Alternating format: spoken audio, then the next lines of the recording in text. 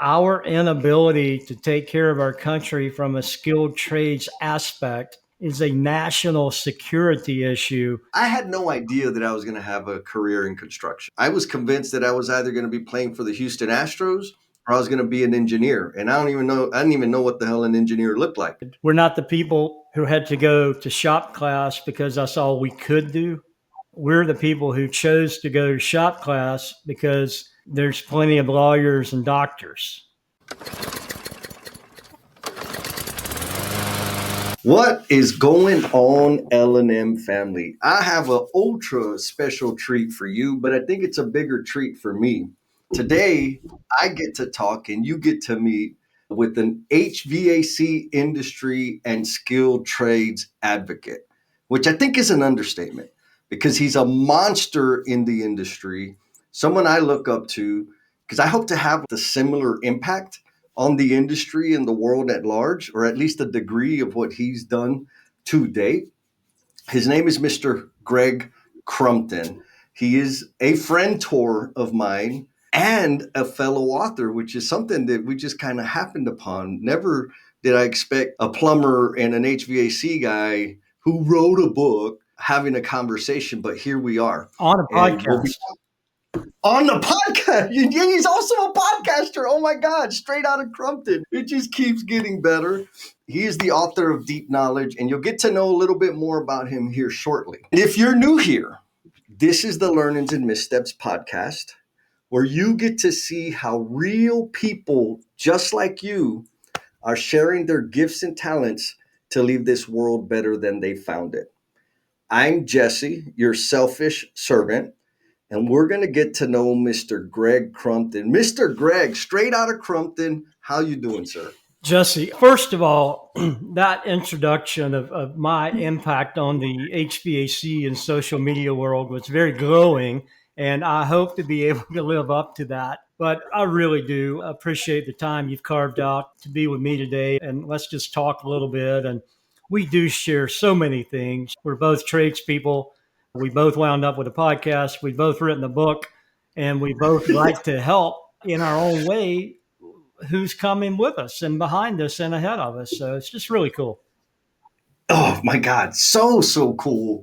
You mentioned podcasts. Oh my God, I forgot. Like, we're on a podcast right now. You have your own podcast. I know for me, 5 years ago, those things that you just mentioned were anywhere near my vision or horizon of things that I would be doing or would have done, much less speaking to you. When did you see that path of podcasting and serving the industry and writing a book? And did you have that listed out on your to-do list? Yeah. When I was taking my SAT in kindergarten, no. Obviously, I've had a lot of really good fortune. I've met a lot of great people that have helped shape what I do and how I do it. Really, Jesse, this started for me back in, I don't know, the late 80s. I was riding around Atlanta, Georgia, running service calls for a great company. And I was just starting to make notes on a book of things that I would do differently if I ever got into a position to do things differently. And they were really simple things, man. Like, I would pass my coworkers on the interstate, like I would be going toward where they just came from. And I'm sitting here wondering, why? What are we missing in dispatching, or what are we missing in efficiency? And there's a million reasons why we could have been passing on the road, but just the spark. And so literally I had a little black book, and I was making little notes and little questions and just digging into the science of air conditioning business, not just the science of vapor compression and cold air. So it started early, and there were many, many naive statements written, but because I simply didn't know. And yeah, so you still have this book? I've got remnants of it. Yeah. Okay. And I think that as I matured as a technician and as a human and as a husband and as a family member, and eventually and as a boss and as a coworker, all those ands, right, things just kind of started stacking up. And it never has been, and I would think a lot of people probably have this, is there's no one clear mission, but there's a vision with some haze floating around. And I Mm, think inquisitive people like you and I are, we're always trying to see around the cloud or through the haze to see what's just beyond where we are, or maybe even where we should be at this moment. There, yes. there's plenty of room to dig in and keep peeling back the layers, but we're all where we're supposed to be at the right time, at the right time. But I would say it's just been a continuous learning journey. And then 5 years ago, I started straight out of Crumpton. Uh, Oh, okay. During the pandemic, I couldn't travel much, and I like to get out and go. So we started it just as a way to connect with people during the pandemic, and now we've done like 150 episodes, and just it's a great way to connect, which is how you and I wound up together.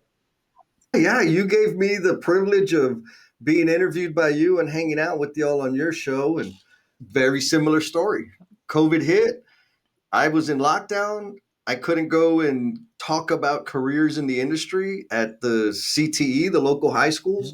And I said, man, I need an outlet. Let me start a podcast to interview cool people from the industry. And it stuck. I'm Well, still enjoying it. it's a great way to connect with people, and it's a great way to spend time when you're doing something, maybe walking or exercising or even driving, to Yeah. occupy that wicked brain of ours so that we're thinking about the right stuff and the good stuff rather than letting the lizard brain take control and spin us up over BS that doesn't really matter. Oh my goodness. Oh my good. Yes and yes. Now, so you talked about. I think there's maybe we're afflicted. I call it the affliction. Is when we see these patterns and we can't ignore them. Just like you talked about, you're driving one way and you see your partner driving the opposite direction where you just came from. Like, why is that happening? Yeah. Why doesn't that make sense? And then there's the other affliction of the curious, like the ravenous appetite to learn and understand things, which, like you said, with podcasts and like the different type of media that's out now, we can choose to nourish our brain and our interest and our curiosity, or we can consume the garbage that's readily available for everybody that really is more of a distraction.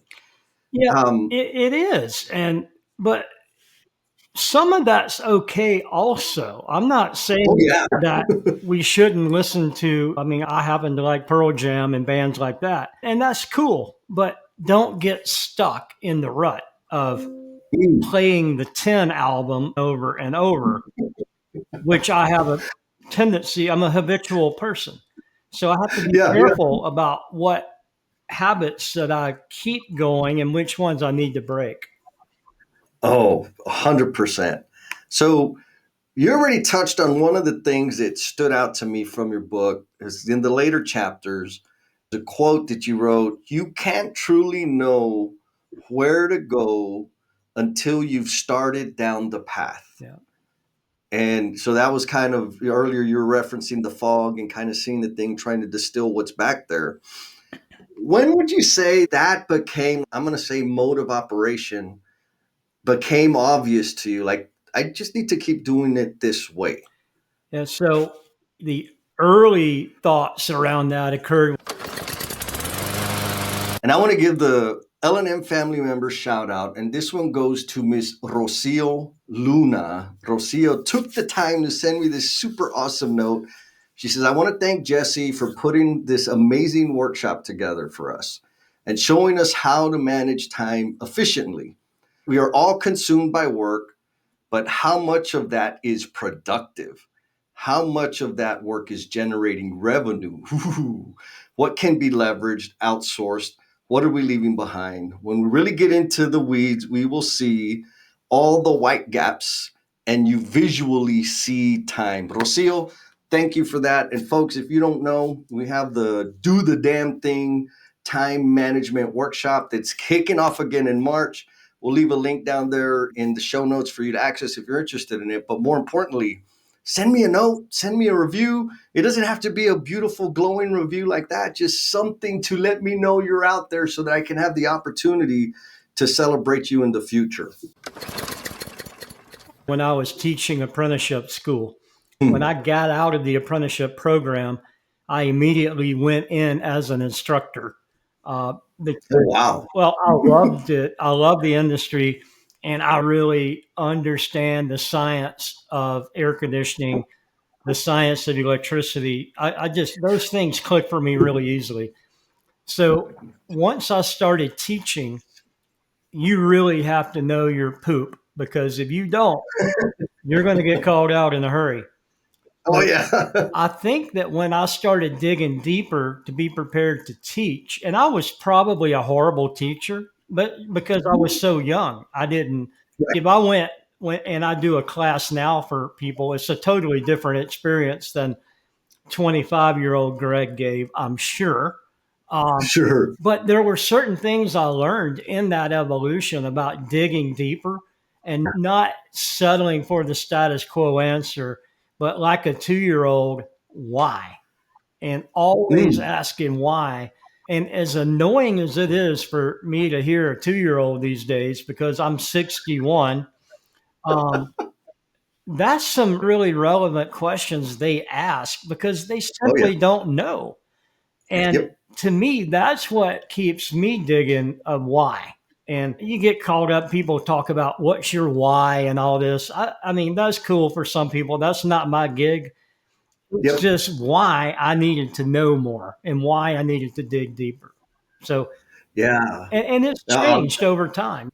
Yeah. What's the mechanisms? What are all the bolts and gears that make a certain thing happen? Another one of my addictions is like evaluating, why did I respond that way? Why did I say that? Why am I interested in that? Why does that bug me?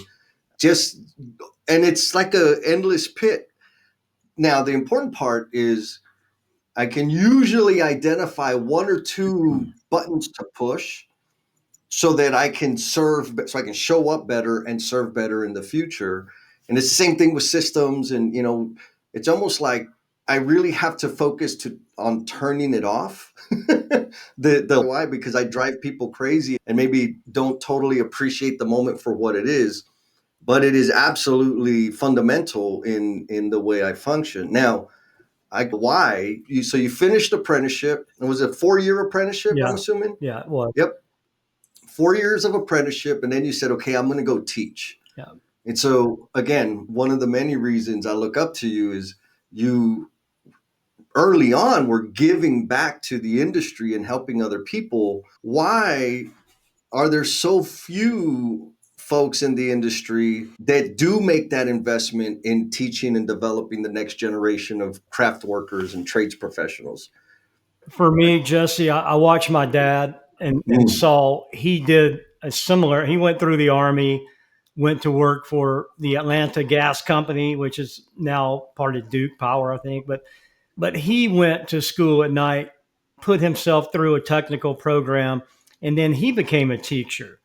And you may have read this in the book. He was my teacher for 2 of my years of apprenticeship, and my boss, and my father. Oh, Um, oh, so yeah. we learned a lot about each other. I promise you that, Hmm.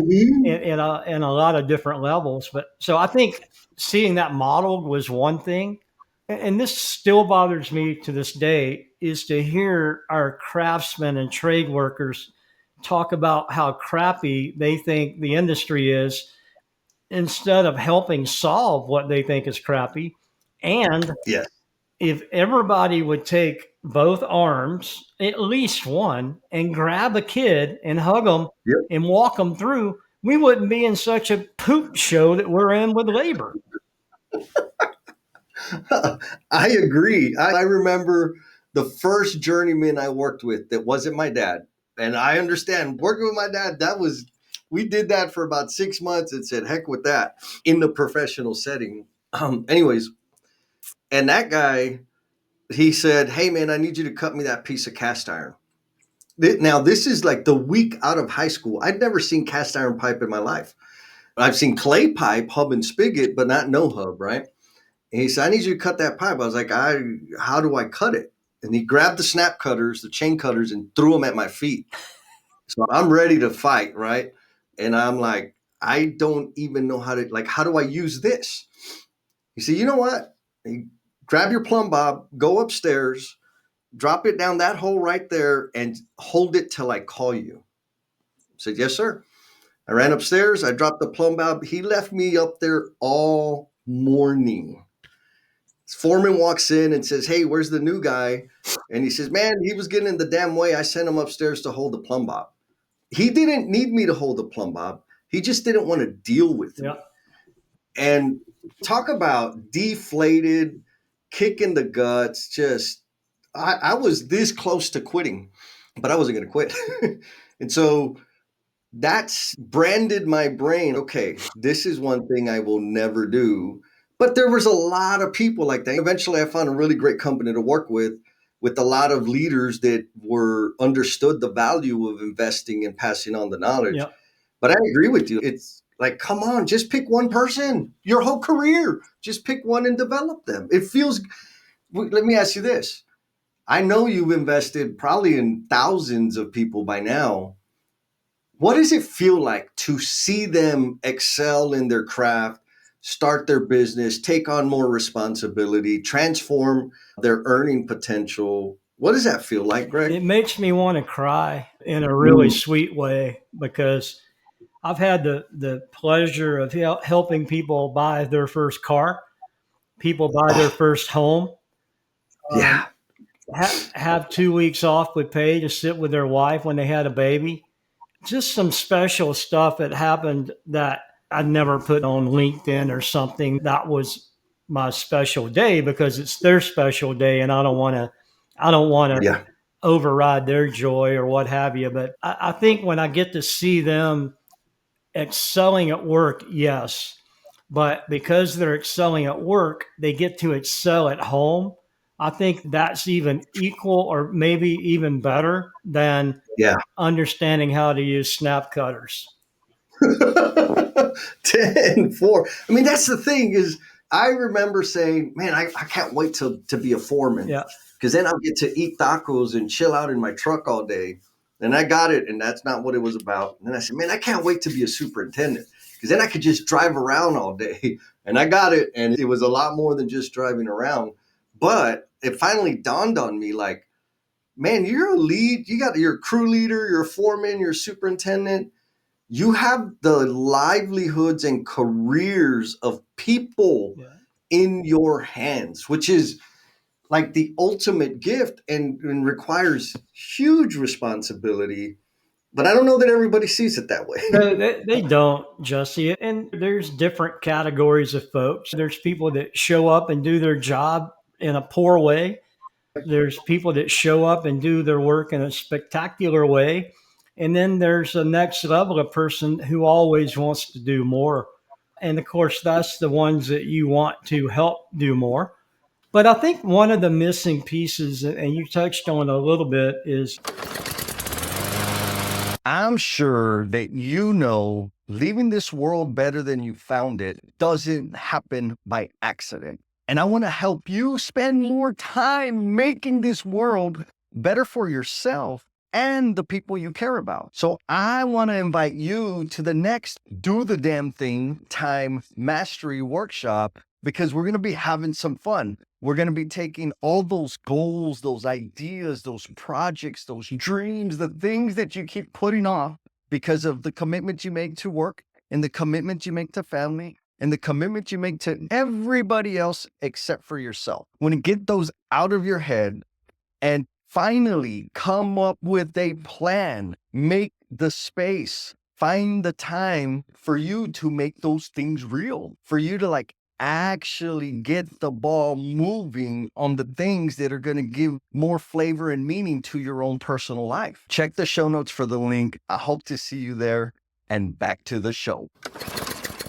and I thought about this a lot when I was getting ready to sell my company. I didn't have 40 employees. I had 40 families. Mm. I had Girl Scouts and Little League and babies and mamas in school and sick parents. If you do the mathematics on it, it's about 130 people that my decision affected. And that's not a big company, but Oh, but that's beautiful. it was our company. And I really tried to make decisions based on what was good for that group, not just the Mm. folks who showed up and wore a uniform or did our invoicing or what have you. It was the entire circumference of everything we touched. And my wife and I, she was my partner, we made a lot of decisions thinking about Chad's kid or Linda's retirement or what have you, rather than just about making cold air that day. Oh, beautiful and amazing. Another thing that popped into my head, and I'm like ultra grateful for LinkedIn because that's where we Yeah. connected. And being able to be connected with leaders like you and so many other leaders. I'm not saying everybody that posts on LinkedIn is this type of leader because they're not, but there's a good, beautiful handful of leaders that are people centered and understand the impact they have beyond their business KPIs and delivering the core service that's branded on the side of the truck. And you have a career or a life of walking in that path. One of the things that popped out of me in your book, here it is, Deep Knowledge. Y'all need to get a copy of All it. right, I got a hat to show too. Deep knowledge Oh, that's the Deep Knowledge hat. and And the Straight Out of a Crumpton. dual. Oh, I like that. Yeah. So there's a point in there you make that excellence isn't created behind the desk. Yeah.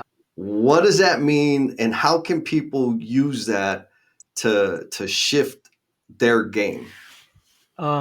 Get out from behind your desk. That's the start. That's how crafty I am. You like that? I love it. But I think the intent of that, it really stemmed from one conversation that I had with a guy who was my boss one time, not my father. And Mm, he had fielded a complaint from a customer of ours, and it was one of my accounts. And the guy called in and said, "Hey, y'all been out here a couple of times. Problems still exist.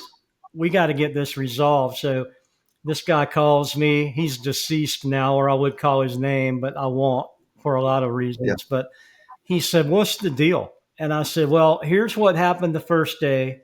And then here's what happened the second time. And then the third day, this happened." And he said, "Stop." He said, "The damn building's still hot." And I thought, Okay. wow, as weird as that sounds, that hit me like a bolt of lightning because I then immediately shifted over into the consumer's position. Mm, And I saw people coming and going and hear them on the roof, hear them in the basement, whatever. I'm still hot. So yeah. I learned that you got to go out and see what was going on. And the problem turned out to be something rather benign and Mm, not a difficult fix, but a unique fix. ah. But it took a couple of us going out there, meeting with the customer, understanding what had transpired, talking with the technician to put all that together. I never would have gotten that had I sat in there and played keyboard warrior. I had to go. And Well, so I tell people now we got airplanes, we got subway, we got cars, we got trucks, you got a credit card. Get the hell out of the office and go where the action is. mm, mm, mm, mm. Yeah, the keyboard warriors, I have a special name for them. I call them carpet dwellers. And when I was in the field, I had one particular awesome guy. The guy's amazing, but I caught him right out of college. And I don't know why they paired him up with me. And of course, I tortured him. Not as bad as I was tortured, but I still tortured him. And one of the biggest problems we had was his overreaction to emails Mm. and his just reluctance to go and see what the hell was actually happening. Yeah. And through a few iterations, we cussed each other a bunch, but we finally got on the same page. Man, I'm not trying to be ugly, but I need you to come out here so that you understand that what Mr. GC over there is saying isn't entirely true. There's another truth that he's leaving out. And so, do you think it's this idea or perception of what a manager or an executive is Right. that lends itself I do. to camping out behind a keyboard? Yeah, I think it's the culture that the company has Mm. built for themselves, because some places I've worked where it was almost the inverse, where no, you need to go back to the office and handle that and Mm. let me do the field work. So I think, and a lot of it is the founder or whomever is at the highest post can set the tone. I worked for some really good companies and I worked for a couple of crappy companies, and I'm thankful for both, honestly. Yeah. And it starts with the leadership, and that can be, as and many people listening know, is not always the manager by title. I've had some great field leaders who would go to battle with the managers because the managers weren't leading the field well. And then I've seen some field people who should be leading just sit there and take whatever came down the old highway and not do what was best for the company. And mainly insofar as training and exposure, they just kind of let some young people get stuck on crappy jobs rather than making sure the apprenticeship or the helper roles were really as robust as they should be. Because Yeah. when you're a first year, second year, third year, you're going through these stages and you're getting the theoretical knowledge, but you need to be able to apply it. And Yes. I've seen companies that are paying for apprenticeship, but they've got third year people changing air filters for 3 years Still. in a row. And Yep. I've seen some opportunities where some experienced field leadership should have said, guys, we've got to get these young people immersed in the real life, or we're going to be hurting come 2 or 3 more years. And we're seeing that on a grand scale Yeah. as my peers, the baby boomers, are retiring. And Oh, yeah. we've got a 30-year gap in our window. We've got some really smart Gen Zs coming that are really hard workers when you can find them, pluck them, and groom them. And then you've got some really good Xers that are on the way out. But damn, we Yep. got a gap in between. And that gap was created by taking trades out of high schools. And Yes. I wrote a piece this morning. Until we get our 13-year-olds to the time that they're 33, we have got uphill battle. And that's where I Yes. say, if you're a trades person or a crafts person or a surgical tech or whatever you are, grab a couple of youngsters and walk with them. Mm. Yes. Yes. I think this gap that we think it's tough now, but I feel in the next 7 to 15, it's really gonna hurt. And everybody in that value stream needs to contribute to closing that gap. Now, I know that you're a Kaizen, continuous improvement, prefab minded, like efficiency optimization. I know. Oh, you got the Kaizen. Is that a real tattoo? It is. Please tell me. What's the story behind the tattoo? I started learning about Kaizen and Dr. G. Edwards Deming a long time ago, and I took it half heartedly and I Okay. understood it and practiced it. But when I started my company in 1999, I saw that continuous improvement was how we were going to survive as a small company in a niche market, which was the mission critical air conditioning side of the industry.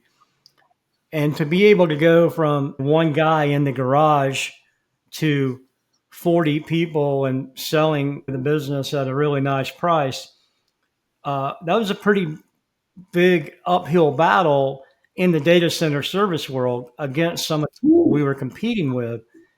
But having that mindset, I think, really helped us. And Kaizen is simply doing something, do the damn thing, Yes. measure it, tweak it, do it again until you start making micro changes instead of things you can measure with a yardstick. That's when I really became a Kaizen advocate, I would say. And I've got it tattooed on my arm so that I see it often and I think about it often. And when I'm making crappy decisions and I get mad and I do this, it's right there There. looking at me. So it's for me, it's like having something written on a sticky note on your bathroom mirror. It's my Yeah. sticky note to shut up, evaluate, and make a good decision Mm. based on the info I got in front of me. Not emotional, not because somebody pissed me off in an email, but a good, solid decision. That's what Yeah, does yeah. it for me. Oh my, what are the facts? What does the data say? What are the contributing factors? What can we do to make it just a little bit better? Yeah. And let's go. Oh, I love it. That's ultra cool. I always joke when I'm doing my workshops and facilitation that I have a PDCA tattoo on my back right above my waist, but you can't see it unless you sign up for my fans only account. But you actually have a Kaizen tattoo, which is the ultimate. And I have my Um, old company logo tattooed on my back for the same dude. purpose. I'm all in, Nice. baby. I'm not skimming the surface. Again, I said it at the beginning of the call. You are my friend, Tor, and you just added more things for me to look up to and aspire to, Greg. And I don't have Now, a OnlyFans account, just FYI. I'll hook you up on that. Now, I've had this debate with people because I understand if if I only think about optimizing production, it makes perfect sense for me to have somebody that's an expert at doing underground roughing, and that's all that they do. Yeah.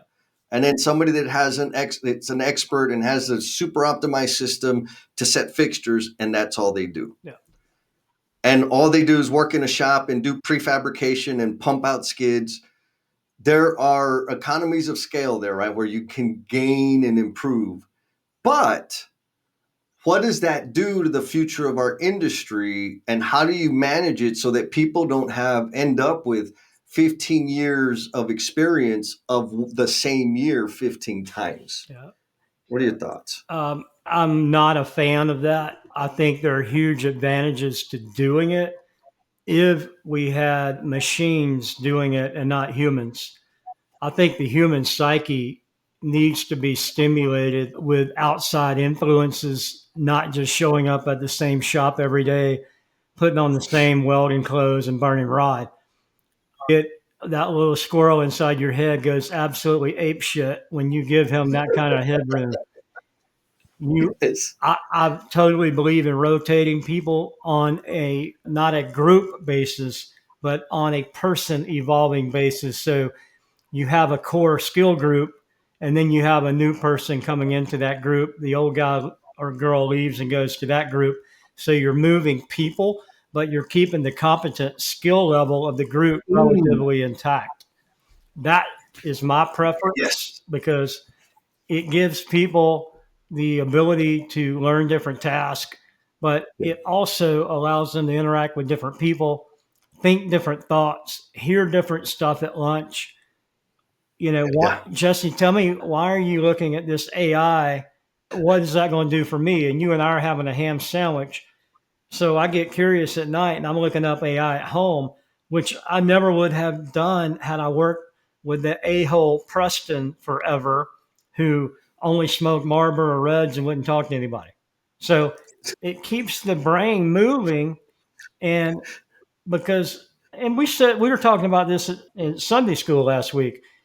You have to keep your brain between the guardrails because Mm, our brains are wicked, man.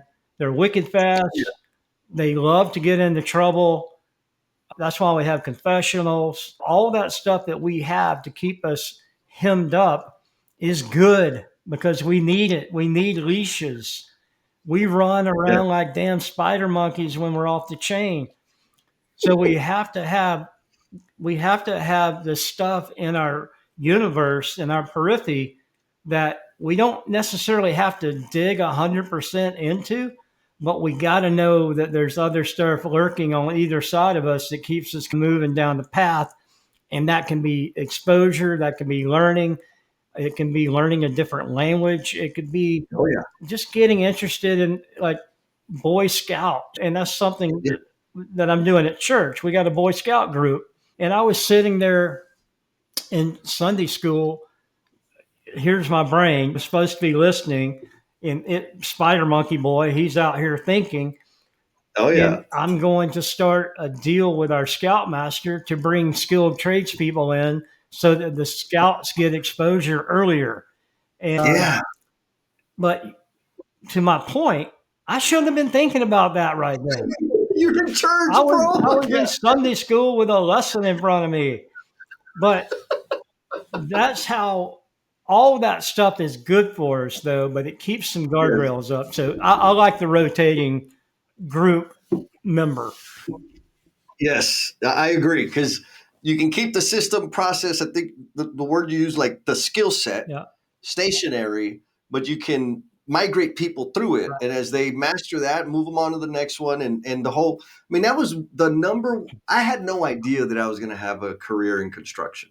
Actually, up until that first summer that I worked on that job site, I was convinced that I was either going to be playing for the Houston Astros or I was going to be an engineer. And I didn't even know what the hell an engineer looked like.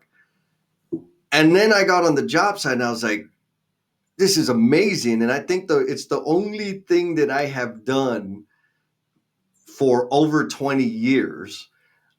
And I think it's because of the variability in it, the different addresses, different location, the different people, the different projects, data centers, hotels, multifamily, like just the gambit, which I need that kind of thing because, like you said, the spider monkey brain in me, I got to keep that bad boy focused and overloaded. Otherwise, he runs wild. Yeah.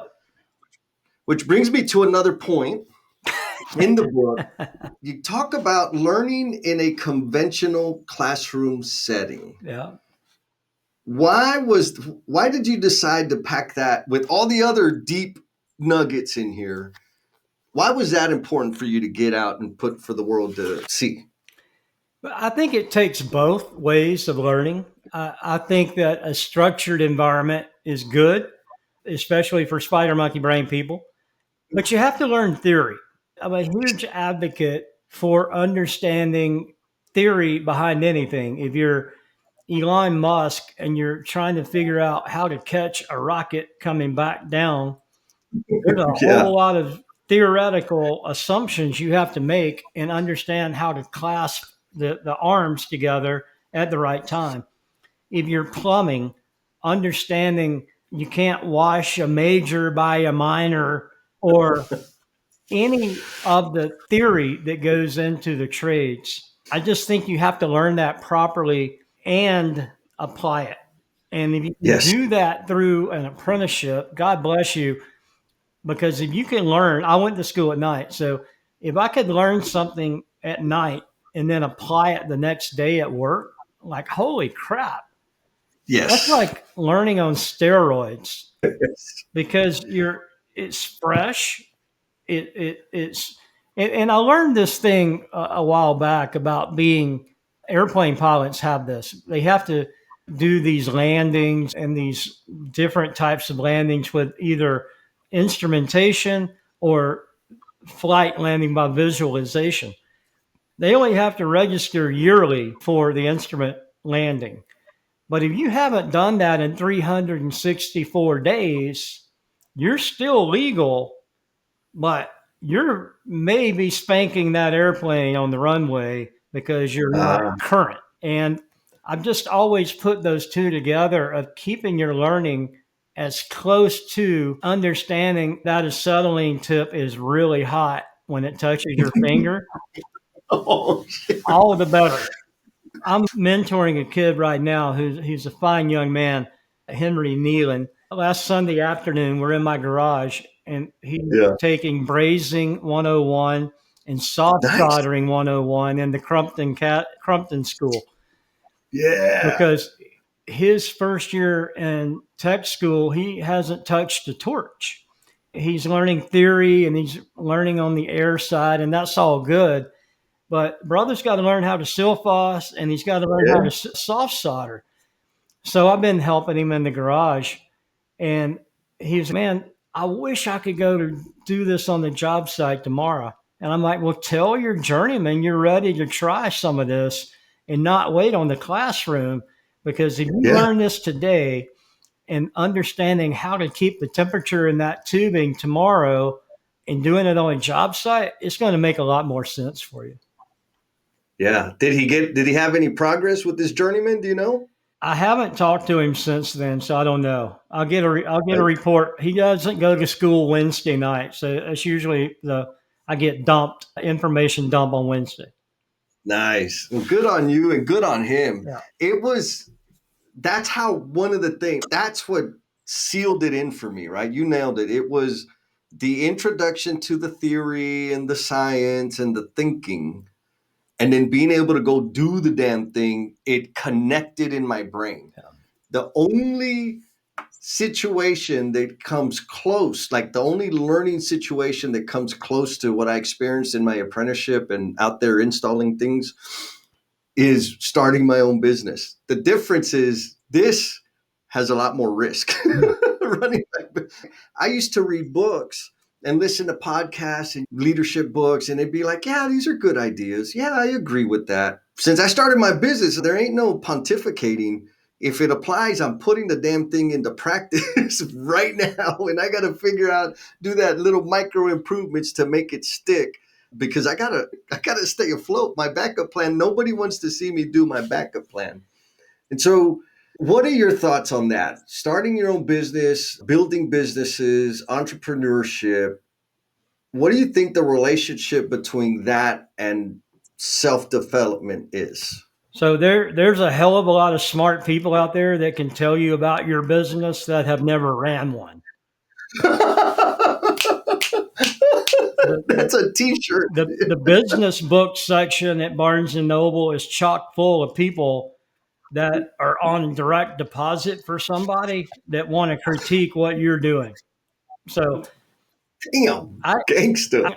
I get it. If you're going to be a consultant or what have you, that's fine. But there's nothing like having beat up knuckles and scars on my hands for what I learned in the field.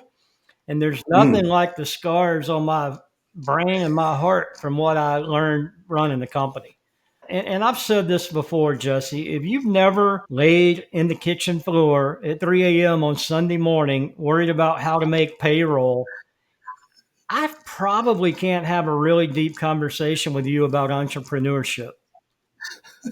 I really can't, because yeah, I've done it's that different. stuff, man. I've mortgaged everything and bought 2 trucks to start a business. I've made a commitment to people that I was out over my skis on and I had to deliver. I borrowed money to start a business and paid it back. I've done all that. And I Mm, don't walk around telling you how to run your business. Now, you and I have talked about business ideas, yeah. how to tweak, how to maximize, how to massage. But for somebody from Harvard that's never run a business to tell me how to run a business, man, I struggle with that. Yeah. Weak sauce. But the young folks and the old folks alike that I talk with about running a business, there's a kinship there that you have a natural bond with, because you know they've been through the fire. And that means a lot of different things to a lot of different people. But battle wounds are battle wounds, regardless of how big your battle is. If you're a one man show and you know you've got a mortgage or rent or car or health insurance payments coming, and you know that you need to get that presentation done so you can show up well tomorrow morning, your ass is going to stay up and do it. There, because nobody, and my buddy Ben Owen that runs this nonprofit called We Fight Monsters, Ben's got a T-shirt that says, "There's no one coming. It's up to Mm, us." And if you can adopt that mentality to know that in life, and or especially as a business owner, your shoulders have got to be wide and strong. mm. Now, we can go home and that's our place of respite. And I can talk to my wife, or you can talk to your girlfriend or what have you about our struggles. But at the end of the day, people are counting on you to deliver. And as much as machoism is not in vogue right now, apparently, you got to be hard, man, to run a company. I'm sorry, but you have to make tough decisions, male or female. I'm not saying Yeah. this is a such thing, male or female. You carry the weight, and you got to be able to make those decisions. Yes, you can tweak them. Yes, you can do the weave when you need to do the weave, but yes has got to mean yes, and no's got to be no, unless there's compelling reason to change my mind. 10, 4. Speaking of, you mentioned the busted knuckles and the scars, the scar tissue on the brain and the heart. One of the stories in your book talked about a request to drop your price by 5%. Yeah. Can you give us some background on that? Because that to me, again, just reinforced you're the real deal, because I've been under leadership that would gladly do that. Yeah. And in the real world, that's half your profit. And you can't go around doing that much or very often or for very long. So the story behind that is that I told you and the listeners that I worked with my dad, and he had a job that he was working on for a high school. And it was a private school, and they had a beautiful auditorium, and they had just invested in this beautiful hardwood floor and painted the logo on it, and it looked like it had 4 inches of shellac on it, and it started buckling due to humidity. Moisture, yep. So they had to figure out how, and the gym was ventilated, but it was never air conditioned. So my dad worked with the two guys that were on the board, developed a plan how they were going to do it. So they go back and they put it to the fundraising committee. They raised the money. Well, by the time they raised the money, my dad had contracted cancer and he had already passed. So I get the call from these two guys. My boss actually said, "These two guys want to talk to you." So I call them, and I thought they were just going to talk about my dad's passing and sorry to hear about it, what have you. But because they had been friends, work friends, customer friends, like we all have. They said, "Can you come out to the school and meet us?" So I went out there and took the file with me and had reviewed the file and what all he had planned to do. And it was going to be a beautiful job. And they said, "We got the money up and we're ready to cut you a purchase order today if you will do it for 5% less." And I just remember sitting there, and this sounds dramatic, but it probably wasn't, but it was to me mentally. Oh, yeah. It's like I sat there for 30 minutes and I'm like, "Okay, dumb, you got to say something at some point." I know I need to talk, but my brain's still working. And I'm like, "Holy crap, what do I do? What do I do?" And I'm like, I know what Pops would do, and I know what I believe.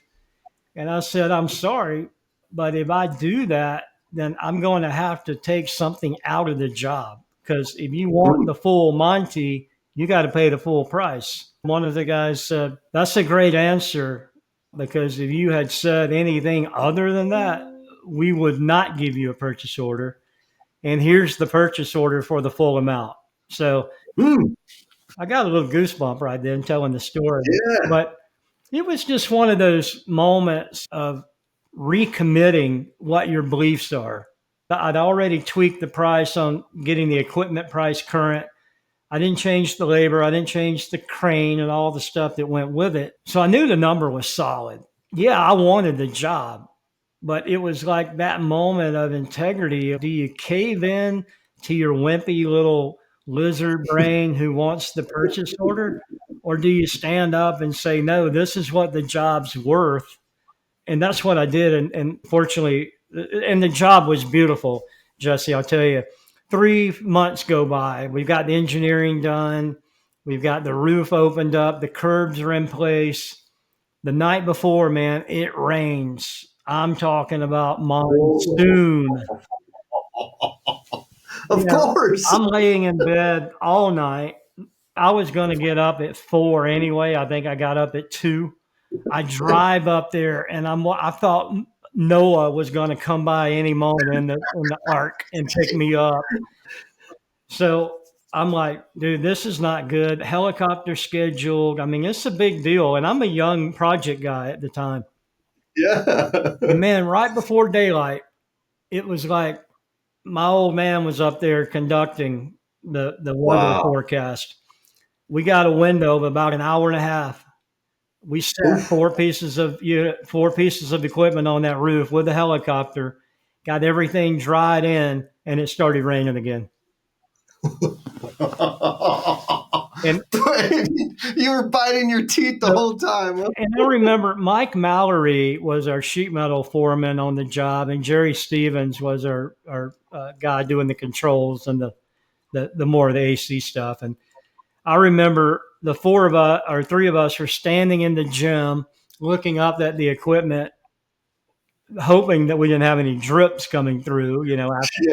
because it was raining really hard. And I remember Mike Mallory, who he was a Christian man, and he said, "Your old man had a hand in this one." And I was like, God, I just wanted to run to the truck and cry like a little baby. But it was just a really cool, from my dad passing, meeting with the guys at the school, getting the purchase order, and then the rain window, the Wow. helicopter, the whole deal. It was just like meant to be kind of deal. But I just Yeah, thought that like was a the good one to sign, put in the right? book.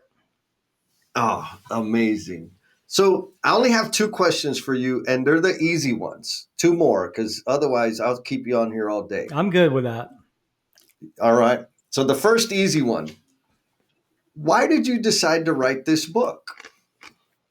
Deep knowledge. It's a great question. A lot of it stems back to me writing in that black book when I was Ah, a young service technician of things that stood out. And I had no idea, Jesse, that I would write a dang book or two. I've got two books now. The other oh, one just hasn't come out yet. I think that I didn't write it for financial gain because I made enough money where I could do this thing to satisfy this need without having to make it commercialized. Now, don't get me yes. wrong. I want to sell books. I'd love to recover my cost on it. But if I don't sell any books to make money, but if I can sell books and help two or three kids decide to make a better choice about anything, then I will feel like it was successful because there were certain times in my life where I found myself in a position with people where I needed to make a choice. Hmm. And sometimes I really made poor choices, and sometimes I made good choices. Had I had my book, maybe I would have made more of the better Mhm. choices and less of the crappy choices. Because as good as my life is, I've done some stuff like most of us have that you're like, damn, I wish I hadn't have done that. But I did. And if I did, and I can help some people not go through that, then that's what I'm doing, I hope. But I wrote it to purge some thoughts that I had, and not to, and I don't mean purge to get rid of, I meant purge them to chronicleize them so that Yeah. I would never forget them. And hopefully it'll help somebody else. So those are really the two reasons, was to put my 43 years into a written text form, and then to help maybe some young people go, yeah, I need to think about what Crumpton did, and I either do want to do that or don't want to do that. 10 for amazing. Again, amazing. Which, folks, so where, if people want to get this book, Yeah. where should we send them? So you can go to deepknowledge.me, like deepknowledge.me, and that's the Okay. landing page for the book. And on that page, you can click the Barnes and Noble tab, which you can get it on barnesandnoble.com. And the same thing for Amazon. There's a Barnes and Noble tab and there's an Amazon tab. You can get it for your Amazon Kindle. You can get the Kindle version, paperback or hardback. Or you can go to gregcrumpton.com and say, hey, dude, send me a book. And if anybody wants one, I'll sign it or write some note to your mom or something in it, whatever you want me to do. Uh, Yeah. it's out there. I hope that the people that have bought it and read it have told me. Now maybe they're lying to me. They've said it's good. They've said it's good. So, Yeah, I concur. but I concur. Jess, I'm a craftsman. I'm a people builder. I'm not an author, and I write what I live. And my sister, PhD in elementary education, she helped me edit the book on the first pass. And she said, Nice. what is wrong with you? Who writes this way? And I know that feeling. I'm like, I do. And she said, you use too many dots and too many hyphens. And I'm like, look, man, just do what you do. Fix it. Then I flip it over to a professional editor.